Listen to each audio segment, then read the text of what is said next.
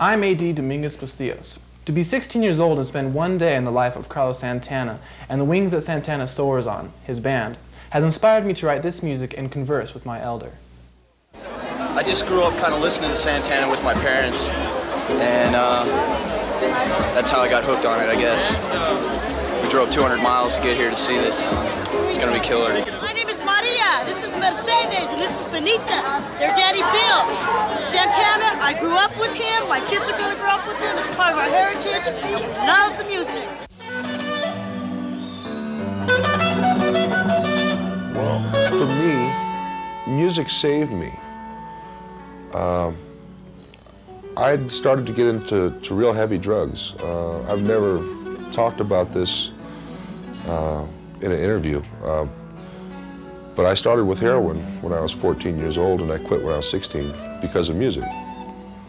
My love for music, in a way, our stage is our altar. That's where we give our offering. And it's important that we have a clean mind and a clear soul when we go up there, because real music comes from the heart, doesn't come from the mind. And you have to bypass the mind. If you're thinking too much about what you're going to do, or if you're trying to impress someone, it's the wrong way to go about it. A friend of mine, the guy that takes care of my equipment, made a real profound statement to me. He said, don't impress, express. That's what I like to do with music, is just have people feel, encourage people to feel other people's pain and do something about it. And that way the world can be a better place for everybody.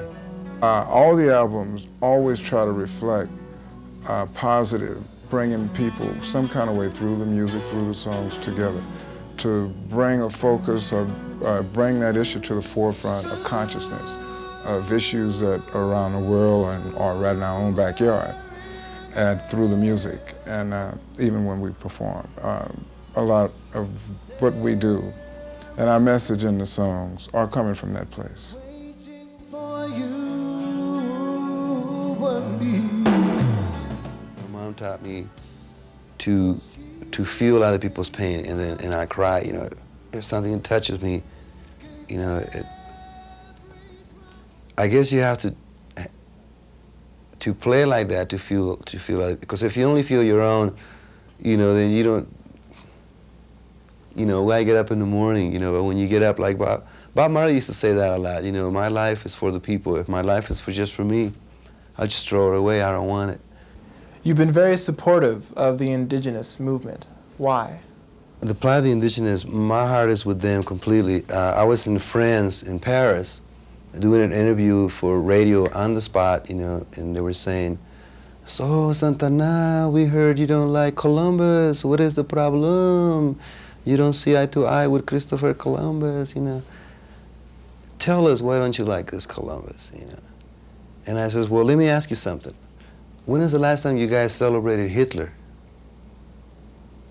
You know, and they got like really quiet, you know, like, because they don't like Hitler in France, you know. I says, well, what's the difference? You know, so why should we celebrate a person that the first thing that he said when he landed was, where's the gold? And if you don't bring me some, we start chopping your fingers. Rape, kill. I mean, everybody got to realize that what they sent from Europe to so-called discover something that was used already was not the creme de la creme. When I mention things about the American Indians in my interviews, people say, well, don't you think that if we give them too much light and too much voice, they'll say, give it all back and pay me for what you owe me? You know, not everybody, but a lot of white people are really afraid that the American Indians are going to claim what, you know. And I tell them, look, man, you know, all I know is that most of them say they want three things: clean air, clean water, clean consciousness. They're not necessarily fighting for your BMWs, you know.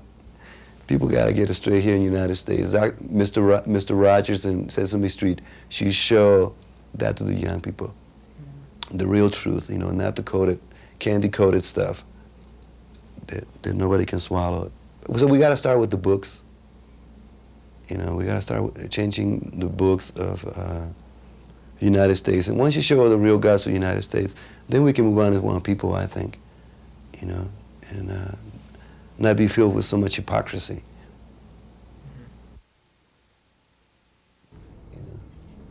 Do you, with all the controversy with Ice-T's Cop Killer and, you know, the Two Live Crew, that big controversy, do you think that is a sign of the times, all that stuff, or do you think it's always been there and just it's finally coming out?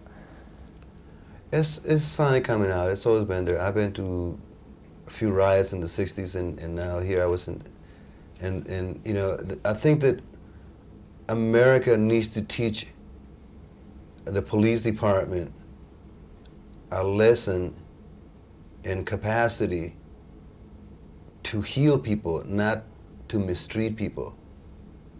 You know, because police most of the times act like legalized Hell's Angels anyway. You know, and if they're frustrated people, then you should not have that job. Just like if you shouldn't work in a record store if you don't know, if you can't feel music, you should be working at McDonald's. But if you can feel music, then you should work in a so when people come in, you know what to play for them, to make them, you know, because every profession, especially a police, you're dealing with consciousness, you know, and I know that the streets are very rough and everything, and, you know, evil begets evil and all that kind of stuff.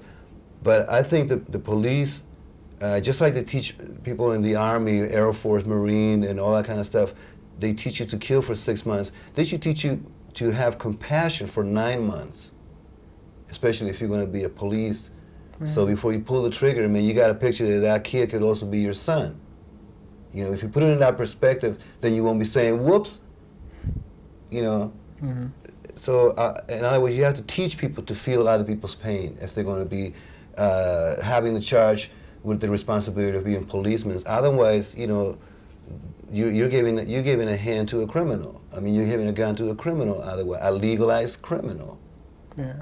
You know, and that's my view. I think that there's a lot of good people who probably are police, who they want to heal the world. You know, but unfortunately, you know, for them, it's not easy for them to come out with the solutions that they see in the streets to help everybody not be so at each other's throats, because it comes from the top, man. It goes to the top. If the so-called Pope and then the so-called president are going to take responsible and be responsible for this nation, then they should be so irresponsible about hiring people in government that have absolutely nothing to do with feeling other people's pain.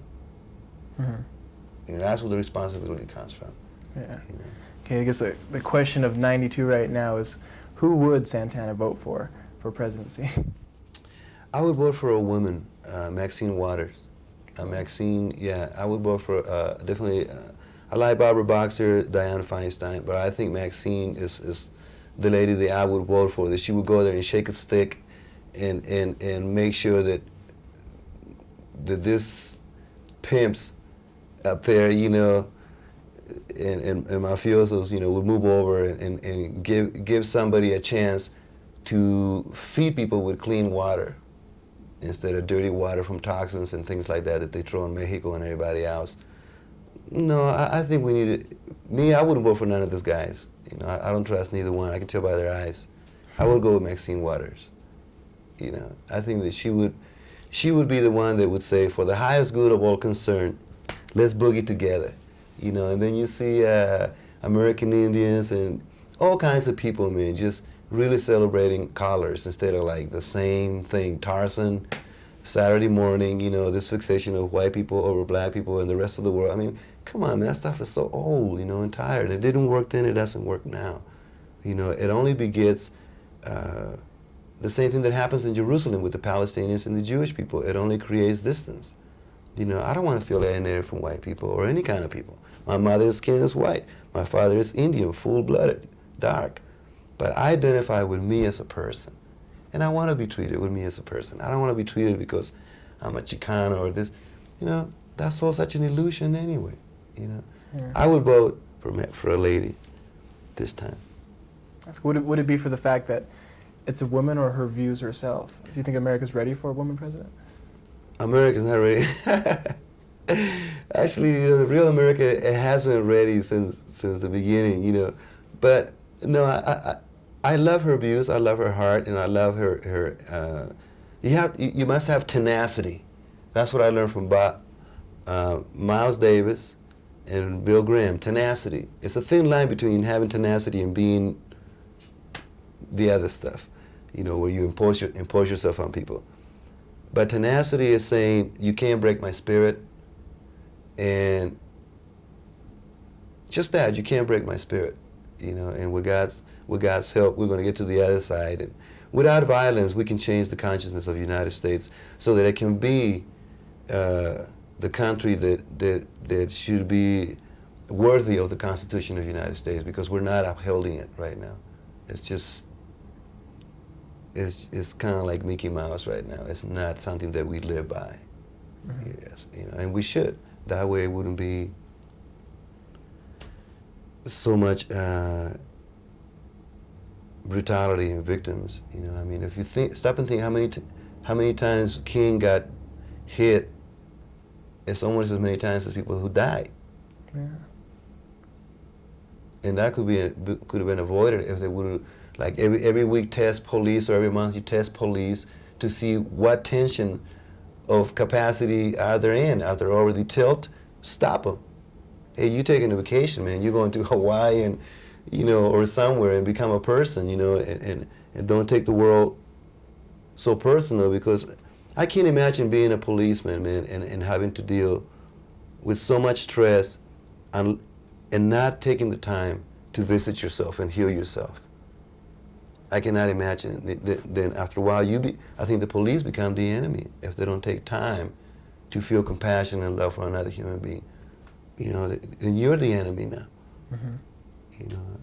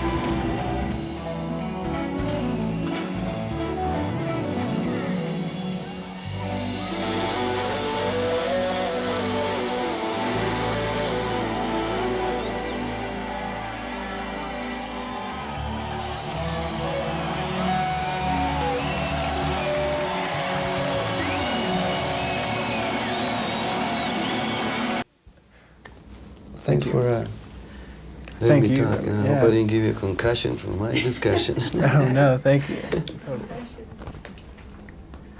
No, you know, I was so affected. I went to see Christopher Columbus last night. I guess why it's like I'm so effervescent about it, you know, because they really show a big chunk of what really happened. You know,